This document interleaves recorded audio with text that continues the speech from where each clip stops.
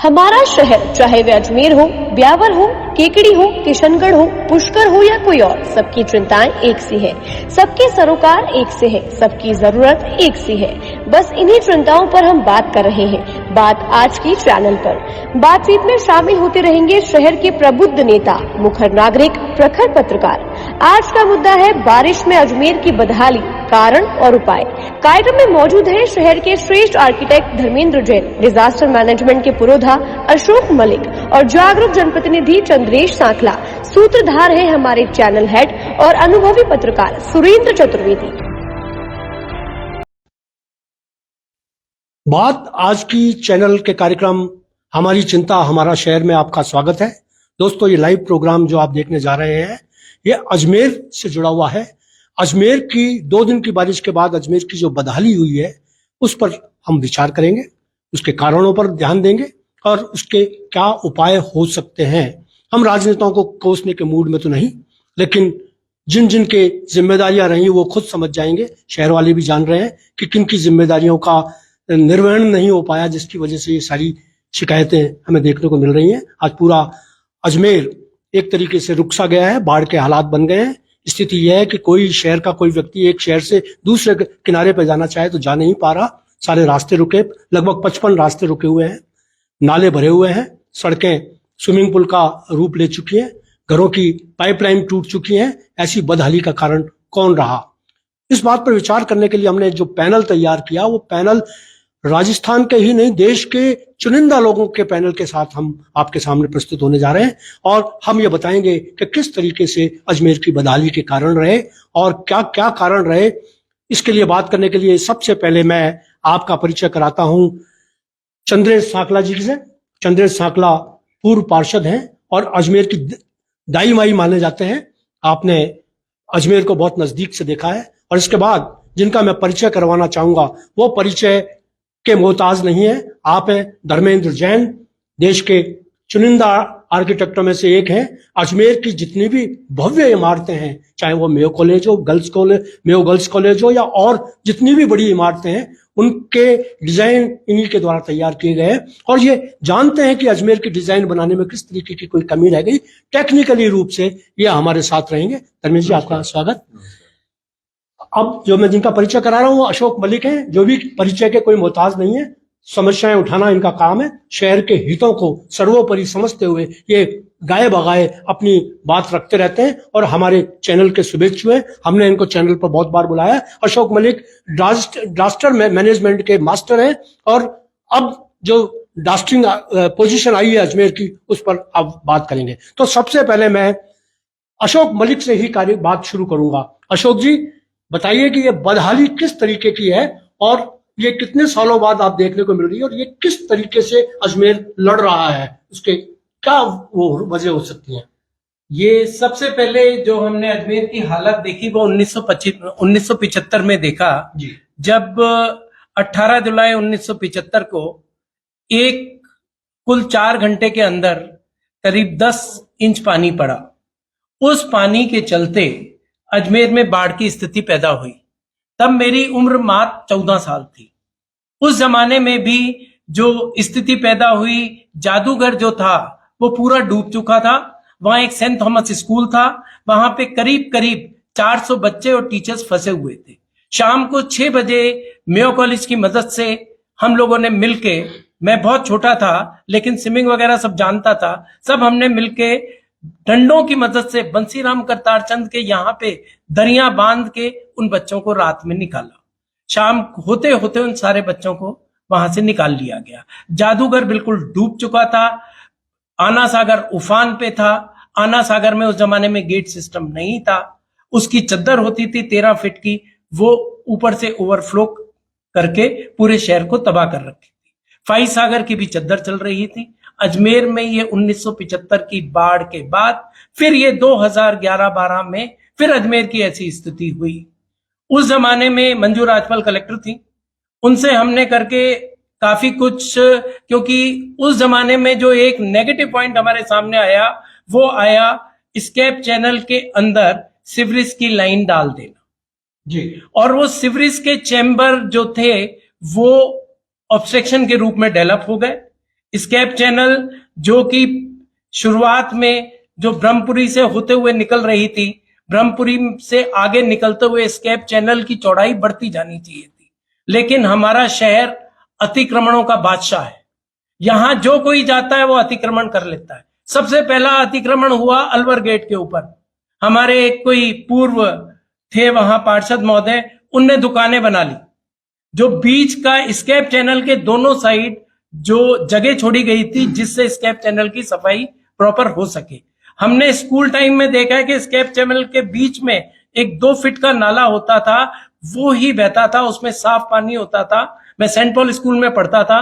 Cricket की ball या football जब उस नाले में चली जाती थी, उसको बहते बहते अलवर गेट जाने से पहले हम पकड़ लिया करते थे। इतना साफ सुथरा था। जो अजमेर की बदहाली हुई उसमें अतिक्रमण का बहुत भारी योगदान है। फिर प्रशासनिक अधिकारी जितने आए वो अपने अहम में जीने लगे। 2012 के पहले सारे प्रशासनिक अधिकारियों को जो समझाया जाता था अच्छी तरह सुनते थे, लेकिन उसके बाद जो प्रशासनिक अधिकारी आए वो अपने को सर्वा समझने लगे। उसी का परिणाम हुआ कि इस तरीके की स्थितियां पैदा हो गई। 220 करोड़ रुपए स्केप चैनल में के लिए दिए गए थे स्मार्ट सिटी प्रोजेक्ट में, उसको भी सारे पैसे को इधर उधर खर्च कर दिया। स्मार्ट सिटी पर अपन बात करेंगे बाद में। फिलहाल मैं धर्मेंद्र जी के पास जाना चाहूंगा और उनसे ये जानकारी करना चाहूंगा कि आपने, धर्मेंद्र जी, जब आप बाल्यकाल से अजमेर में रह रहे हैं, देख रहे हैं, आपने सारी शिक्षा दीक्षा यहीं ली है, आप कैसा अजमेर था और उस समय इतने सब कुछ हालात विकट नहीं होते थे, और इस आजादी के बाद 80 साल बाद भी हम ये देख रहे हैं कि अजमेर बद से बदतर होता चला जा रहा है क्रमवार। तो उसके लिए आप क्या सोचते हैं? मैं ये बताना चाहूंगा कि जो ब्रिटिशर्स यहाँ पे छोड़ के गए 1947 में, जो स्थिति थी वो काफी सुगम स्थिति थी। सारी फंक्शनल ड्रेनेज सीवरेज सिस्टम था, अपने पास में सारा रिकॉर्ड रेडीली अवेलेबल था कि जिसको कि हम आगे फॉलो करते हुए, और वो रिकॉर्ड अगर उसको पूरा करेक्टली मेंटेन किया जाए आज भी, तो वो बिल्कुल फंक्शनल रहने वाला हो जाएगा, वापस रिवाइव कर लिया जाए। इन्होंने जो मास्टर प्लान बनाए वो काफी आधे अधूरे बनाए 1971 से 1991 का, फिर उसको एक्सटेंड कर दिया 2001 तक का। 2001 में जो मास्टर प्लान बनाया वो 2021 तक चला। 2021 में फिर मास्टर प्लान बनाया जो 2033 तक चला। उसमें इन्होंने पुराने रिकॉर्ड को रिव्यू नहीं किया। जितने नदी नाले और जो स्थितियां थी उनको नजरअंदाज करते चले गए, एनक्रोचमेंट्स होते चले गए, वो मिट्टी में दबते चले गए, और वो कंटिन्यूटी जो है ड्रेनेज की, जो सिटी की टोपोग्राफी के हिसाब से डेवलप करी हुई थी over a period of time, क्योंकि अजमेर हिस्टोरिकल टाउन है और यहाँ इस तरह की प्रॉब्लम 1975 के पहले कभी क्रिएट नहीं हुई कि जब मेन जो आना सागर है वो एक बेसिन की तरह है, यहाँ से पूरा ड्रेनेज फ्लो होके ब्रह्मपुरी नाले से होता हुआ, मेयो कॉलेज के नाले से होता हुआ, खानपुरा से जाके आगे आगे तक कनेक्टेड है कि जो कभी फेल नहीं हो सकता उसके अंदर। फिर जो इनलेट और आउटलेट आना सागर लेक के जो है वो इन्होंने धीरे धीरे बंद कर दिए सारे। उन पे इंक्रोचमेंट्स हो गए, उनको डाइवर्ट कर दिया जगह जगह। फिर इनके पास नई टेक्नोलॉजी आने के बावजूद भी इन्होंने उस पुराने सर्वे ऑफ इंडिया के ड्राइंग्स को उसको स्थापित नहीं किया नए मास्टर प्लान पे, और सब एडजस्टमेंट चलता रहा, तो जिसके कारण आज ये स्थिति हो गई कि वो मतलब ये परपेचुअल प्रॉब्लम होगी। कोई भी रेन 2 घंटे 3 घंटे के लिए आएगी तो ये जिंदगी भर के लिए व्यवस्था अपनी बिगड़ी रहने वाली है। फिर जब इन्होंने स्मार्ट सिटी प्रोजेक्ट में ये जो कॉरिडोर बनाया चारों तरफ, इसमें इन्होंने इसको फिल्ड अप करके बना दिया पूरा का पूरा। तो जो मेन फॉलिएज है वो उसका 1/3 कम हो गया। 1/3 कम होने से छोटी सी रेन में ही ओवरफ्लो होने लग गया। उसके पहले कभी भी नहीं था। जबकि इनको नई टेक्नोलॉजी यूज करते हुए स्टील पिलर्स पे बनाना था ताकि पानी उतना का उतना ही पड़ा रहता है और ऊपर उस पर ब्रिज बन जाता है। इतनी सारी नई टेक्नोलॉजीज है सारी। चलिए मैं अब चंद्र साकला जी के पास आ रहा हूँ। चंद्र जी, आप ये बताएं कि आपने देखा है कि आप तो नगर निगम से जुड़े रहे, आपने नगर निगम के अधिकारियों के नगर निगम के मेयर नेताओं को देखा, आपने क्या ये सोचते नहीं है गैर जिम्मेदारी वाली योजनाएं चलती रही, एक के बाद एक आते रहे, चाहे नगर निगम के सभापति रहे हो या मतलब पूरा सिस्टम रहा हो या एडीए रहा हो या जिला प्रशासन रहा हो, आप क्या सोचते हैं उनको लेकर? देखिए, मेरा मानना है कि जो सिविक फैसिलिटी उपलब्ध करवाता है अगर कोई शहर में जी, वो निकाय सबसे बड़ा होता है नगर निगम जी, उसकी सबसे बड़ी जिम्मेदारी होती है नगर निगम की। भाई अगर मैं बोलूं कि हमारे जैसे अजमेर शहर में दक्षिण विधानसभा और उत्तर विधानसभा दो आती है, दो माननीय हमारे विधायक हैं, तो उनके पास एक क्षेत्र नहीं है, उनके पास 72 से ज्यादा क्षेत्र हैं जहां काम करना पड़ता है। उनको मेडिकल भी देखना है, उनको सोशल भी देखना है, उनको सिविक फैसिलिटी भी देखनी है, उनको पुलिस भी देखना है, उनको प्रशासन भी देखना है, तो उनका वो बहुत सही। लेकिन नगर निगम के पास एक ही काम है, वो है सिविक फैसिलिटी से रिलेटेड, उनको प्रोवाइड कराना, उसको सुगम बनाना और इजी बनाना।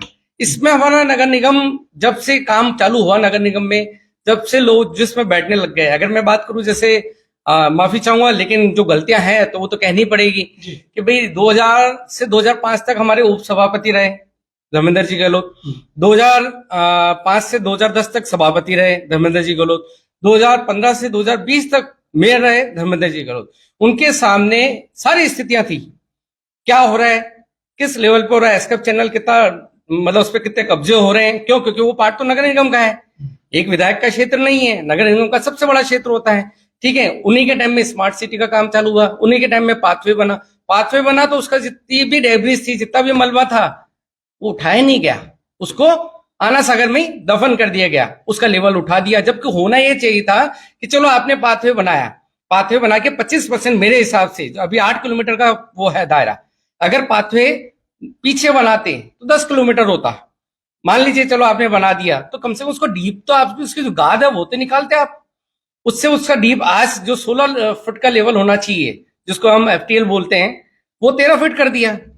16 फीट का हम 20 फीट नहीं कर सकते थे। किसने किया? हमारे पास जगह थी, किसने किया? हमारे पूर्व मेयर है धर्मेंद्र जी गहलोत, जब ये सारी चीज किसने की उसमें कम करने हाँ के लिए? उस वक्त आप कुछ कहना बीच में बोल सकते हैं सर, मैं आपको क्लियर कर देना चाहता हूं जी। कि ये मेयर साहब के ऊपर कुछ भी डालना उचित नहीं है। इसमें जो सारी स्थिति बिगड़ी, वो स्थिति बिगड़ी, एक अजमेर के संवाददाता थे, अजमेर के एक पत्र को संचालन करते थे, उनने हमारे लखावत जी के सहयोग से सबसे पहले चौपाटी की नींव रख दी अपने घर के सामने, उसी से ये चौपाटी की पड़पाती शुरू हुई। उनके सारे घरों का, उस लेन का सारा सीवरेज का पानी अंदर जा रहा था, और पूरे आना सागर को छोटा करने में, एलिवेटेड रोड को बनाने में उनका एक बड़ा भारी योगदान रहा है। ये पॉलिटिकल तो किसी की सुनी नहीं जाती है, वो प्रशासन पे इतने हावी हैं कि वो कुछ भी कर सकते हैं। देखिए मलिक जी, इसमें क्या है कि कोई भी शहर की लेक होती है, उसका सौंदर्यीकरण के लिए वॉकवे पाथवे तो बनाया ही जाता है, लेकिन उसमें कभी भी उसका फॉलिएज छोटा नहीं करा जाता जी। आप समझ रहे हैं, इन्होंने जो उल्टा काम किया, वो फॉलिएज उसका छोटा किया, फिर उसके साथ जो इनलेट आउटलेट थे जो इसके नीचे जो दबे हैं, उनका किसी ने कोई ध्यान ही नहीं लिया कि ये कैसे बनने हैं। फिर जो मेन इश्यू था शुरू से इसमें कि जो सीवरेज लाइन जो है, सबसे पहले जो बेसिक काम होना था कि सीवरेज डिस्कनेक्ट होनी चाहिए थी पूरी A to Z, उसके लिए इनको पेरिफेरियल रिंग बनानी चाहिए थी टोपोग्राफी को ध्यान में रखते हुए। उसको जरूरी नहीं था कि एक ही जगह कोने में ले जाके डालें, क्योंकि जगह जगह अगर ये लेवल टोपोग्राफी इसकी देखेंगे, हिस्टोरिकल टोपोग्राफी, तो उसके हिसाब से प्लान को ऑपरेट किया जाता तो सारी चीजें अचीव हो जाती पूरी की पूरी।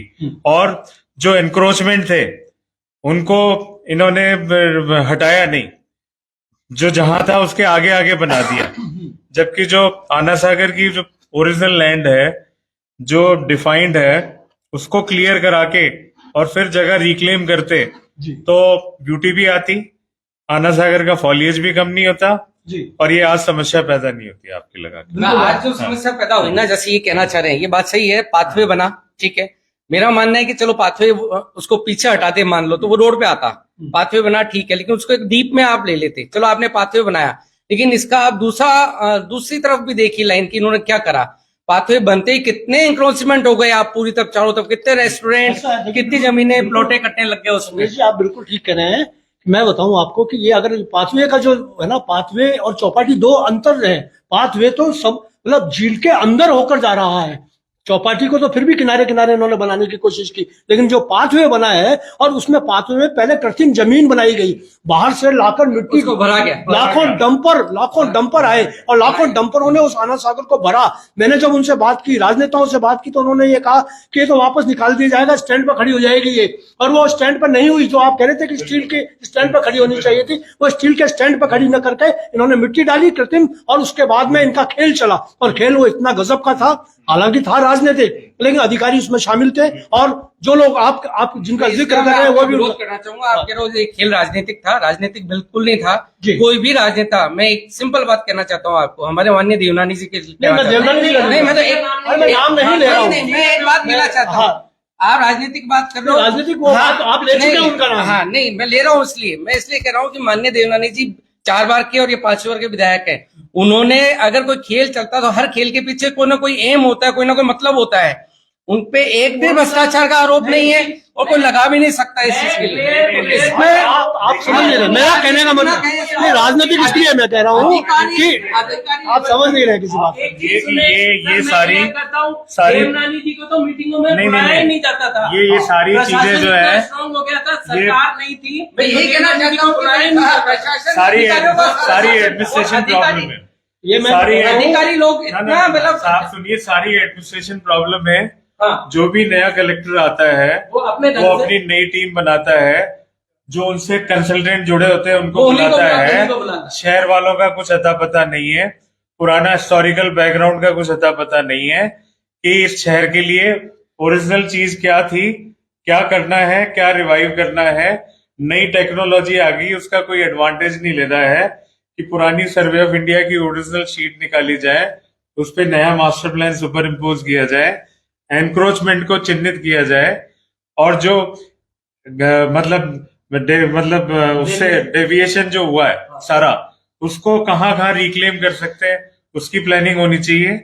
दूसरा, फिर फोर्सफुली जो हटाना है उसके लिए लीगल कार्रवाई करनी चाहिए, तब जाके वो वापस रिवाइव होगा। धर्मेंद्र जी, आप बिल्कुल सही कह रहे हैं, लेकिन आप ये देखिएगा कि हाँ। एक कोई प्रशासनिक अधिकारी थे हाँ। जयपुर के, हाँ। मैं नाम ले रहा हूँ उनका, हाँ। डॉक्टर समीर शर्मा। हाँ। उन्होंने जब कार्रवाई की थी, क्योंकि राजस्थान न्यायालय की तरफ, उच्च न्यायालय की तरफ से उनको वो बनाया गया था कि आप करें, उन्होंने रेड निशान लगाए थे।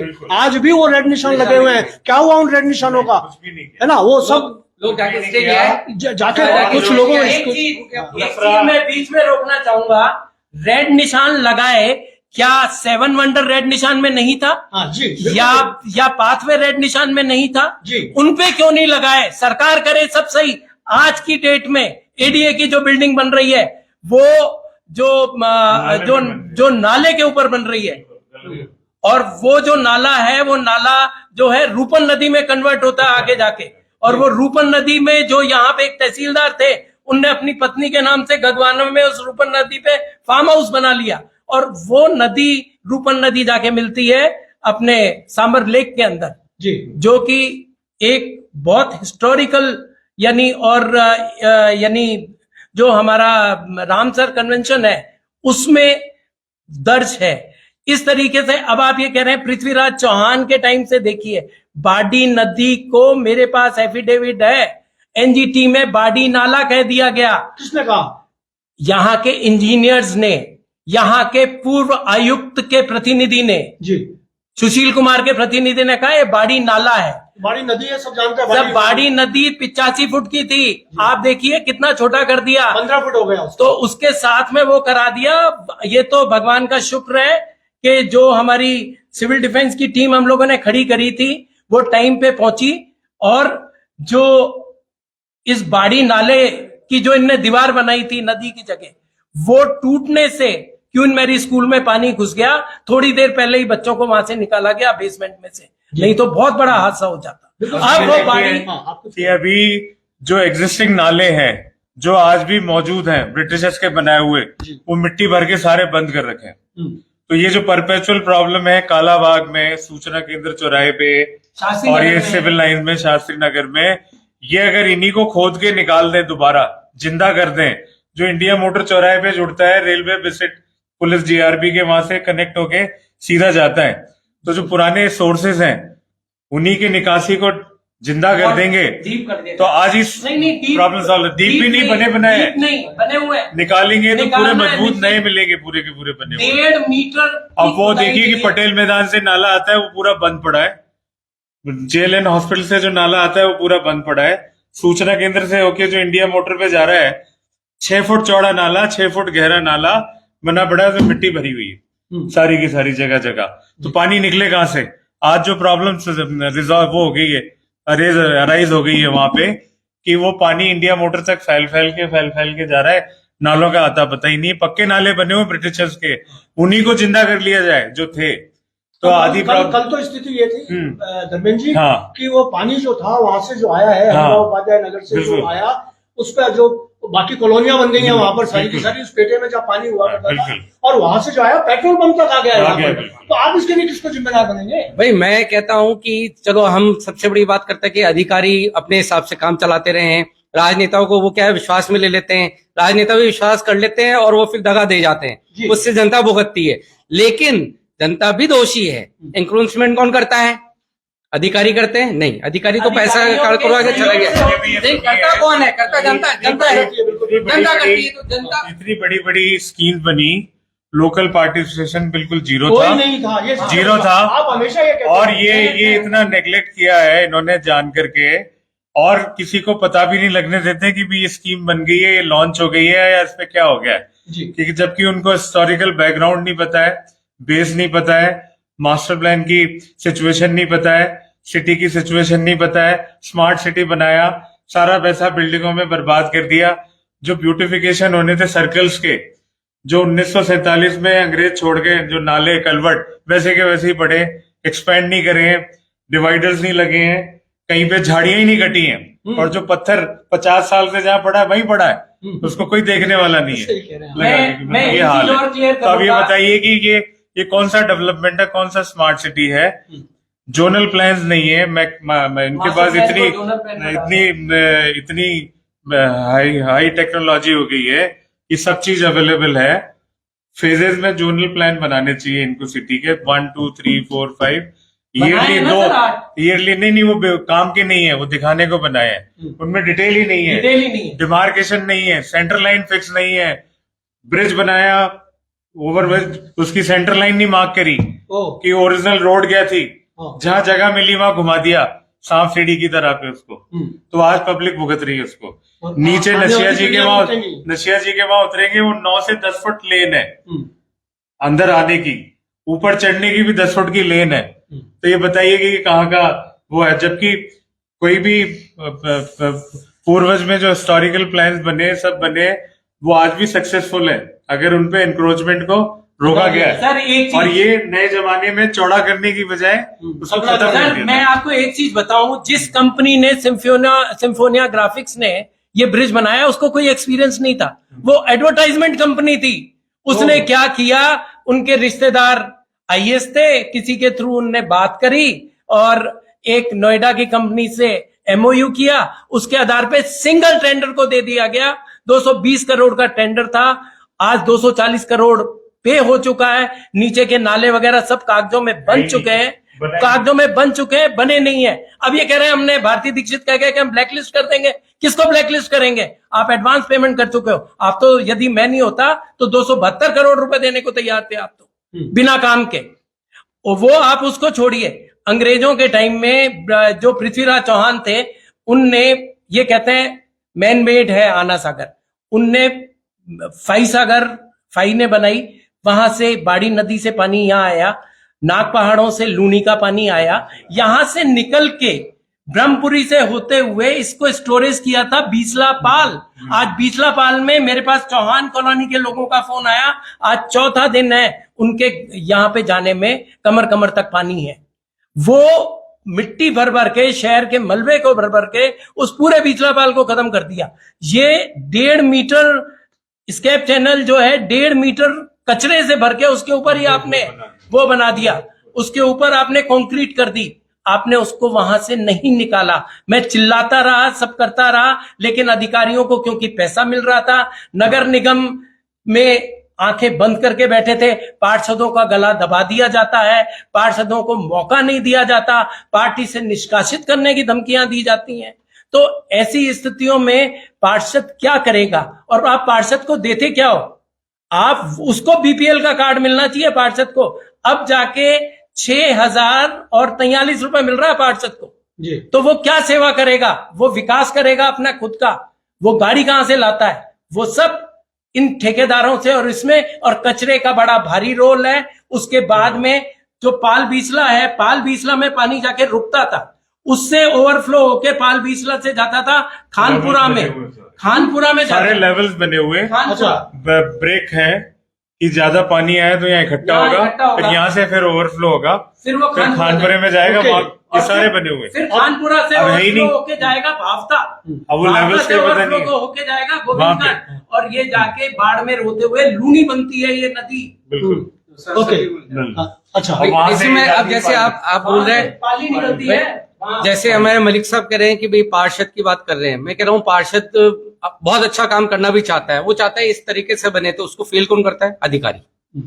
अधिकारी अगर वो चाहता है इस तरह से काम हो, तो अधिकारी टेक्निकल इतनी अड़चने डाल देता है उसमें, ऐसा तो हो ही नहीं सकता है। वो आगे कन्विंस करने में कामयाब होते हैं। जिनको भी उनको कन्विंस करना होता है उनको कन्विंस कर लेते हैं कि नहीं इस तरह से नहीं होगा, इस तरह से ये ऐसे होगा, वो उसी तरह से कन्विंस करते हैं। चंद्र जी, आप ये मानेंगे कि इसके अंदर चाहे अधिकारी हो चाहे कोई भी हो, भ्रष्टाचार का तो पूरा खेल है ना? बिल्कुल। अधिकारी तो उसको 2 साल रहना है, 3 साल रहना है, पैसे समेट के निकल जाना है उसको। स्मार्ट उसको सिटी तो पैसा, यही हुआ है। उसको कोई दर्द नहीं है अजमेर वालों से। यहाँ पार्षद को दर्द होगा, पार्षद रहते हैं, यहाँ विधायक को दर्द होगा, लेकिन नेता को उसको नहीं अजमेर में होगा। अभी भी इतना ब्रिटिशर्स इम्पैक्ट है कि जो अफसर यहाँ आता है तो वो अपने आप को ब्रिटिशर समझता है। आप समझ गए ना, पब्लिक से इंटरेक्शन ही नहीं है पूरा का पूरा, मिलने का टाइम ही नहीं है। क्योंकि वो जब मिलने का टाइम होता है, जब मीटिंगें हेल्ड करते हैं, कोई दूसरा ऑफिसर बुला लेगा, ये बुला लेगा, वो बुला लेगा, तो डिसकनेक्टिविटी इतनी है कि लोगों ने इंटरेस्ट लेना ही बंद कर दिया है, जाना ही बंद कर दिया है। क्योंकि यहाँ माहौल ऐसा बना रखा है, एडीए में जाइए तो वहां घुस नहीं सकते, जा नहीं सकते, फाइल का आता नहीं, पता नहीं, कुछ पता नहीं। जो उनकी ड्यूटी है कि भाई मास्टर प्लान को वो हाईलाइट करना, पब्लिक को इंटरेक्ट करना और उसके स्कीम्स को लगाना। फिर जो डिजिटल डॉक्यूमेंटेशन जितना बढ़िया होगा, तो उसने इनको इतना फ्री का लैंड बैंक मिल जाता है जो लोगों ने एनक्रोच कर रखा है, उसी पैसे से डेवलपमेंट हो जाए। रेस्पॉन्सिबिलिटी तय नहीं होती किसी की कि अगर ये काम गलत हुआ तो कौन रेस्पॉन्सिबल रहेगा।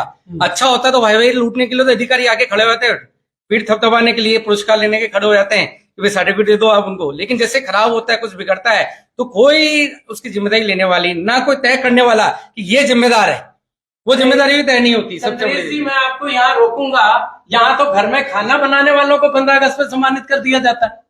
आप क्या बात कर रहे हैं इस शहर की, इस देश की? जो घरों में खाना बनाते हैं उनको 15 अगस्त पे सम्मानित कर दिया जाता है। जो शहर के लिए आज आप जेल गए, मेरे को जेल जाना पड़ा, लेकिन हमारे को किसी ने अप्रिशिएट नहीं किया, हमारे को चोर बता दिया गया। लेकिन मैं आपको एक क्लियर करूं, जब तक एक जन आंदोलन का रूप नहीं दिया जाएगा, ये शहर नहीं सुधर सकता। अब मेरे को ये लग रहा है कि यहाँ पे सब कुछ फेलियर हो चुका है, तो हमारे कोई लोगों से कंट्रीब्यूट 5 रुपए 10 रुपए लेके उनकी समस्या। आज मेरे को चौहान कॉलोनी से फोन आया, उन लोगों ने कहा साहब हमने एएन को बुलाया और वहां पे कोई सेठी साहब थे, पार्षद महोदय, तो एएन कहता है आप तो दिल्ली तक अप्रोच कर लो, हमारा कुछ नहीं बिगाड़ सकते, क्योंकि पैसा दिल्ली तक बटा है। स्मार्ट सिटी का पैसा दिल्ली तक बटा। मैं मलिक साहब को टोकना चाहूंगा, तो कहने वाली बात होगी दिल्ली तक बटा। आप भी जानते हो दिल्ली में जो सरकार बैठी है वो कितनी ईमानदारी से काम कर रही है, 3रा कार्यकाल उसका है। लेकिन अगर जिस तरह से ये ब्लेम कर रहे हैं उस चीज, तो मैं उनकी बात से बिल्कुल सहमत नहीं हूँ कि ये वहां ब्लेम करें। हाँ, ये बात कर रहे हैं कि जेल जाने वाली बात, नो डाउट जनता बहुत अच्छी तरह जानती है कि मैं किस कारण से गया, मलिक साहब किस कारण से गया, और ये कहते हैं प्रेज नहीं करते हैं। मैं फिर कह रहा हूं कि जनता अच्छी तरह जानती है कि अच्छा काम करा, ये जेल जाना पड़ा, वो सिंपैथी रखती है, बस जनता आती नहीं है सामने। अशोक जी, ये बात जो कह रहे हैं चंद्रेश, मैं इनसे सहमत हूं। आज आपकी इमेज एक लड़ाका योद्धा की है, न कि आप पराजित योद्धा नहीं है। हारी हुई सेना में चले गए वो एक अलग बात है, लेकिन आपको शेर ही मानते हैं, आपको ये जानते हैं, आपकी ईमानदारी पर कोई सवाल नहीं हो। पीठ पीछे जब आदमी कोई प्रॉब्लम उठाता है तो उसके लिए आसानी से कह दिया जाता है ये आदमी चोर है, या ये आदमी पैसा खा रहा है, ये आदमी ब्लैकमेल कर रहा है। पर मैं ये जानता हूं कि इस तरीके के कहने से किसी का चरित्र हनन नहीं होता। क्या कहना चाहेंगे आप? बिल्कुल सही बोल रहे हैं आप, क्योंकि स्मार्ट सिटी में जितना इन्होंने फीडबैक दी, को सही करने की कोशिश करी, लेकिन वो भ्रष्टाचार इतना लिप्त था कि कोई सुनवाई नहीं हुई उस पे, कि वो राइटिंग में कंप्लेंट्स देने के बाद भी, बताने के बाद भी, सब करने के बाद भी कोई एक्शन नहीं हुआ। नाले वाले आप ये देखिए, सन 17 से प्रोजेक्ट चल रहा है, 24 हो गया, जबकि भारत सरकार के इतने बड़े बड़े प्रोजेक्ट, हाईटेक प्रोजेक्ट 6-6 महीने में पूरे हो रहे हैं जी। और टॉप क्वालिटी के हो रहे हैं।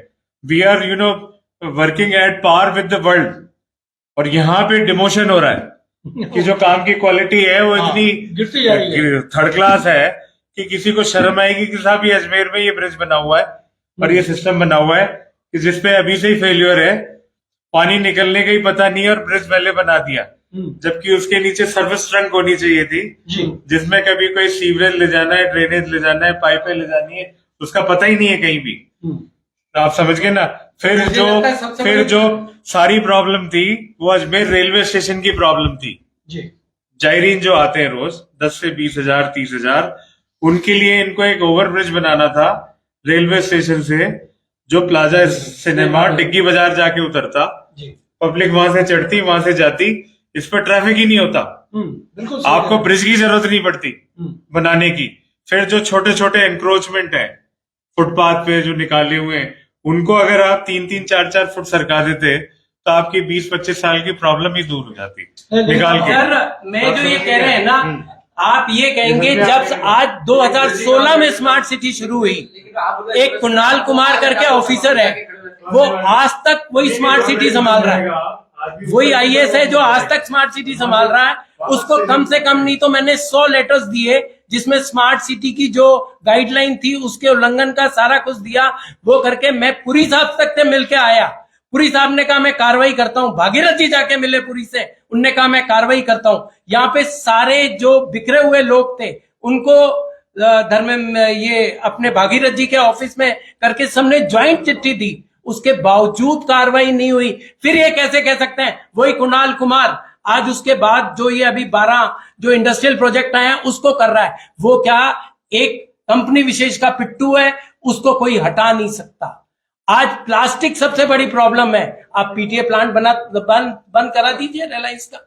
आज जो एनक्रोचमेंट है जो भी बढ़ता जा रहा है, वो शहर में जितने नाले हैं, बीड़ी उद्योग चल रहा है, सीधा का सीधा कचरा बीड़ी का सारा नगर क्षेत्र में डाला जाता है, जो आगे बढ़ता जाता है। कोई नहीं बोलेगा नेताओं के खिलाफ, क्योंकि उनने धंधा चलाने के लिए अपने आप को नेतागिरी में उतारा। देखिए अशोक जी, दिक्कत यह है कि अब तक जो अपन ने बात की वो ये बात की कि ऐसा नहीं हुआ, अब कैसा हो सकता था जो नहीं हुआ उस पर बात न करके अपन संक्षिप्त में बात करें कि क्या अब किया जा सकता है, क्या क्या हो सकता है। मेरा मानना है इसमें कि सबसे अच्छी बात होगी कि आज कोई नेता, राजनेता कोई काम करना चाहता है तो सबसे पहले विरोध कहाँ से आता है, आम पब्लिक में से आता है, जिन्होंने एंक्रोचमेंट कर रखा है, जिनका कोई मतलब निकलता होता है, ठीक है, फिर अधिकारी से आता है।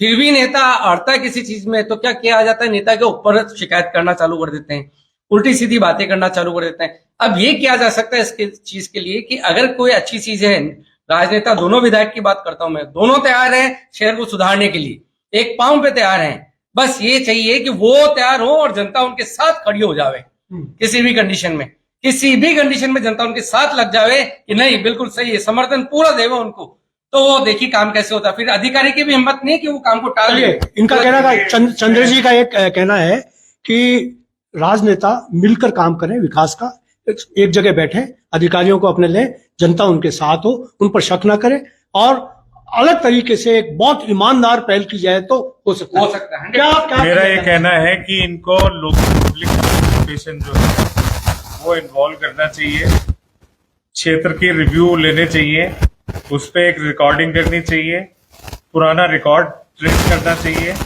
क्या क्या रिवाइव हो सकता है, करेक्शन मेजर्स उस पर इमीडिएट टास्क होनी चाहिए, टाइम बाउंड टास्क होनी चाहिए, और जिसके लिए रिस्पॉन्सिबल लोग होने चाहिए और टास्क उसको असाइन होनी चाहिए कि ये काम इतने टाइम में करना है। इससे उसके रिजल्ट देखें, फिर उससे दूसरा रिजल्ट आगे बढ़े और तीसरा रिजल्ट आगे बढ़े, तब जाके प्रॉब्लम का निष्कासन 2 या 3 साल में जाके होगा। मैं आपको एक एग्जांपल दूं। जैसलमेर के अंदर अमरीश कुमार जी गए यहाँ से आयुक्त के बाद जैसलमेर कलेक्टर, वहां की जैसलमेर का रेलवे स्टेशन डूब गया। मैं डिजास्टर से संबंधित था, मेरे से पूछा गया, मैंने भी मेरे एक्सपर्ट से पूछा, उनने कहा सब जीटी शीटें निकलवा लो। इरिगेशन में जीटी शीट्स होती हैं जो कि उस पूरे टॉपिकल सर्वे करके कहां पानी का बहाव जा रहा है उन सबको उसका पूरा रिकॉर्ड रहता है उनके पास। जब वो निकाला गया, जो रेलवे ये कह रहा था कि आपने डाइवर्ट कर दिया, वो रेलवे को ये मानना पड़ा कि आपने जो स्टेशन बनाया है वो जीटी शीट के अनुसार उस डूब क्षेत्र में ही था। आज अपने यहाँ इरिगेशन डिपार्टमेंट में जीटी शीटें पड़ी हैं, उन जीटी शीटों को उसको संग्रहित किया जाए और उसके पास में ड्रोन सर्वे के सिस्टम आ गए हैं जोनल वाइज। जो धर्मेंद्र जी कह रहे हैं, अजमेर का जो टॉपिकल कंडीशंस है वो ऐसी नहीं है। आज पंचशील का अलग है, आज वैशाली का अलग है, अलग अलग पॉकेट्स हैं, मदार का अलग है। आप आम के तालाब में ही आप कॉलोनी बसा देंगे तो फिर तालाब तो फिर क्या करेगा, वो अपना रूप भी दिखाएगा। सागर विहार है तो सागर आप विहार है तो सागर विहार। तो आपको ये जो सबसे पहले जो गड़बड़ करी गई, वो एक मिस्टर कैम्बो करके आए थे जो कि चंडीगढ़ के टाउन प्लानर थे, उन्होंने ये वैशाली नगर की ये जो बना दी डूब क्षेत्र में कॉलोनी, यहां से ही डूब की शुरुआत हुई। उसके अलावा आप तो ये कहेंगे जो ये यहाँ पे ये जो जी मॉल बना, इसके लिए मैंने बहुत झगड़ा किया। अब जाके सीबीआई में जब सारे अधिकारी रिटायर हो गए तब जाके उसमें यानी एसीडी उसमें कार्रवाई कर। ये बस देखिए कि सुपर इम्पोजिशन ऑफ खसरा मैप ये पीछे तक बढ़े हुए हैं कॉलोनी में, अशोक विहार कॉलोनी जो है यहाँ पे, अगर आप इस पे वो करेंगे तो ये 50 फुट अंदर नाले उसमें गए हुए हैं आना सागर में। आज भी देखेंगे जो नक्शा ईडीए ने पास किया हुआ है लेआउट प्लान, उस पे खसरा मैप सुपर इम्पोज करेंगे तो दूध का दूध पानी का पानी हो जाएगा ये लगा के। तो वो जो एनक्रोचमेंट हुआ है सबने 5-5 फुट सब प्लॉटों में बढ़ा लिए और इसमें यूआईटी ने कोई भी इस पे किसी तरह का एक्शन नहीं लिया। फिर ये यहाँ पे मानसिंह के आगे होटल बनी है 1 या 2 या 3, वो नाले के ऊपर बनी हुई है, नाला ही बंद कर दिया, वहां पे पट्टा भी जारी कर दिया नगर निगम ने। अच्छा, फिर रोल डिफाइंड नहीं है नगर निगम का, ईडीए का, जिसको जहां सहूलियत मिलती है वहां से वो पट्टा जारी करा लेता है, पेपर जारी करा लेता है, वहां के कानून फॉलो कर लेता है। जबकि गवर्नमेंट में आज के टाइम में सारे कानून सबके लिए एक है, वो फॉलो नहीं हो रहे क्योंकि वो। लेकिन धर्मेंद्र जी, मेरा जो सवाल है वो ये है कि क्या ये सारी बातें जो आप कह रहे हो कि ये गलत हुआ कॉलोनी बढ़ गई है, क्या इनको स्ट्रिक्टनेस बरतते हुए कानूनी करना ही पड़ेगा, राजनीतिक करना पड़ेगा। हाँ, अगर ये जैसे ये तो बहुत छोटे छोटे रेनफॉल्स हो रहे हैं, 2-2 घंटे के, 2.5 घंटे के, कभी 24 घंटे हो गया, 30 घंटे हो गया, बादल फट गया, तो आप कहीं भी नहीं। आपको मैं क्लियर करूं, 749 किलोमीटर का एरियल सर्वे, ड्रोन सर्वे करवा के रखा एडीए ने। जब वो ड्रोन सर्वे इनको पेश किया गया तो कहने लगे 240 का दे दो। क्यों? क्योंकि उसमें जो किशनगढ़ एरिया था वो था, वहां पे एक सीनियर टाउन प्लानर होते थे, वो इतने कबाड़े कर गए कि उनने आज तक जो 1.5 करोड़ का प्रोजेक्ट था उस कंपनी ने उसको 90 लाख रुपए करके दिया, लेकिन वो आज तक इनने नहीं लिया क्योंकि वो 742 किलोमीटर का यदि सर्वे आ जाएगा, वो 5 सेंटीमीटर यदि आपके प्लॉट में जगह ज्यादा है तो वो उसको भी पकड़ लेगा। वो तैयार पड़ा है, ये लेना नहीं चाहते। मैंने जबकि कोई भी नक्शा है वो जीपीएस से कनेक्ट होना चाहिए, लोकेशन अपने आप आ जाती है। इनको जोनल प्लान उसी हिसाब से रेडी करने चाहिए, रोड डिफाइन कर देनी चाहिए कि जो मास्टर प्लान में पूर्व थी अभी क्या है। जी बिल्कुल सही कहा आपने। मैं एक चीज आप लोगों से कहना चाहूंगा, दोस्तों आप पूरा लाइव देख रहे हैं मेरे कार्यक्रम को, मैं आपसे भी सलाह लेना चाहूंगा कि आप कोई अगर ऐसी राय है जो देना चाहते हैं, जिस तरह से इन्होंने राय दी, लेकिन मेरा यह मानना है कि अब करना यह पड़ेगा कि ईमानदार नायकों को, लोक नायकों को सामने आना पड़ेगा। और जो जैसे आप लोग हैं, जो जागरूक लोग हैं, उनकी एक टीम गठित करनी पड़ेगी और अजमेर बचाओ समिति जैसा कोई काम करना पड़ेगा। और उसमें मुझे ये यकीन है कि हमारे दोनों विधायक, जो दोनों विधायक हैं वो दोनों विधायक हमारे साथ रहेंगे। हमारे विधानसभा अध्यक्ष देवनानी जी हैं, वो काफी कोशिश भी कर रहे हैं कि किसी तरीके से नहीं, देवनानी जी की कोशिशों में कमी नहीं है ना, कोई कमी नहीं, कोई कमी नहीं। विजन डायरेक्शन होना जरूरी है, विजन डायरेक्शन प्रॉब्लम को फोकस करना जरूरी है। उपयोग कराते हैं तो नहीं, अपने अकॉर्डिंग उपयोग कराते हैं। अधिकारियों को समय नहीं होता। वीकली टाइम बाउंड प्रोग्राम होना चाहिए कि भाई फ्राइडे को या सैटरडे को इतने घंटे इस पे सिर्फ मीटिंग होगी। चलिए, मैं देवनानी जी को ये कार्यक्रम दिखाना चाहूंगा और ये कार्यक्रम दिखाते हुए मैं उनको ये कहूंगा कि एक चीज और कहना चाहता हूँ जी, अजमेर में जितने पुराने पार्षद हैं, जितने मेयर हैं और जितने भी पुराने अधिकारी हैं जो अजमेर में एक रिटायर्ड जिंदगी जी रहे हैं, उन सबको एक संयोजित होके इस शहर को जो समझते हैं उनको कार्य करना पड़ेगा और लोगों में जागरूकता लानी पड़ेगी। हर जना दूसरे के घर में भगत सिंह ढूंढ रहा है शहर में, तो लोगों को जागृत होकर आगे आना पड़ेगा। जब तक अपन उस स्टेज पे नहीं आएंगे तब तक ये ड्रेनेज सिस्टम, अभी मैं आपको बता दूं क्लाइमेट चेंज से जो यहाँ पे है, ये अभी अक्टूबर तक बारिश चलने वाली है। Yes. और अक्टूबर तक बारिशें चलेंगी, उसके बाद में आप ये मान के चले कि जो अजमेर जो करीब 600 mm में सिमट जाता था वो 900 से 1200 mm की तरफ बढ़ता जाएगा आने वाले 10 सालों में। और ये सागर विहार और जो भी ये पंचशील वाला एरिया जो डेवलप करने के, जो स्मार्ट सिटी का मेन ऑब्जेक्ट था कि टाउनशिप डेवलप करना और पूरी मूलभूत सुविधाएं उपलब्ध कराना। आजकल जो आप देखते हैं ना, एनडीएमए का जो एक ये मैसेज आता है आपके पास कि अगले 3 घंटे में ये होगा, ये भी स्मार्ट सिटी का पार्ट है। उस स्मार्ट सिटी में खाली एक यही पार्ट चल रहा है, बाकी जो आईटी का सारा काम था वो रुक चुका है, कुछ भी आईटी में काम नहीं हुआ। चलिए दोस्तों, ये मेरा एक बहुत धन्यवाद अशोक जी। एरिया वाइज अपनी कमेटियां बनाए। ये पानी की जल समस्या से जब तक अपन लड़ेंगे नहीं, सफाई की समस्या से लड़ेंगे नहीं, मैं उनका साथ देने को तैयार हूँ। मैं एक बार क्या 100 बार जेल जाने को तैयार हूँ, लेकिन मैं सब लोगों का सहयोग। चलिए और दोस्तों, मैं विश्वास देता हूँ कि मैं पूरी ईमानदारी से आपके विश्वास का मैं वो करता हूँ, गारंटी लेता हूँ, आपके विश्वास की गारंटी लेता हूँ। कहना चाहूंगा, जैसा मलिक साहब ने कहा, मैं इनकी बात से बिल्कुल 100% सहमत हूँ। बस इसमें मैं कहना चाहूंगा, एक अजमेर का छोटा सा पार्ट, एक वार्ड ही ले लो आप, उसको एग्जाम्पलरी तैयार कर दो, एक एग्जाम्पल पूरे अजमेर को दिखा दो कि इस तरीके से हो सकता है काम, इस तरीके से हो। एक करते नहीं है दोस्तों। अभी आपने एक बहुत सारगर्भित विचार टॉक शो देखा आपने, और उसमें आपने देखा कि हमारे जो जागरूक पैनलिस्ट हैं वो किस तरीके से बिल्कुल ईमानदारी के सामने बोल रहे थे। मैं अशोक मलिक जी का आभार व्यक्त करता हूं, आप आए। मैं धर्मेंद्र जी का आभार व्यक्त करता हूं, आप आए। धर्मेंद्र जी बहुत व्यस्त व्यक्ति हैं, लेकिन फिर भी आपने समय निकाला। और मैं चंद्रेश जी आपका भी आभार व्यक्त करता हूं, आप आए और आपने अपना पक्ष रखा। दोस्तों, ये था हमारा शहर हमारी चिंता कार्यक्रम। इस कार्यक्रम में हम आपको अगली नई समस्याओं से मिलाते रहेंगे, और न केवल अजमेर बल्कि ब्यावर, केकड़ी, नसीराबाद, किशनगढ़, पुष्कर और आसपास के जितने शहर हैं उनकी प्रॉब्लम्स को लेकर, उनके वहां के लोगों को, पत्रकार और जागरूक लोगों को लेकर इस कार्यक्रम में मिलते रहेंगे। आपको कार्यक्रम अच्छा लगा हो तो इसे लाइक करें, सब्सक्राइब करें और आगे बढ़ाएं। धन्यवाद। आज इतना ही।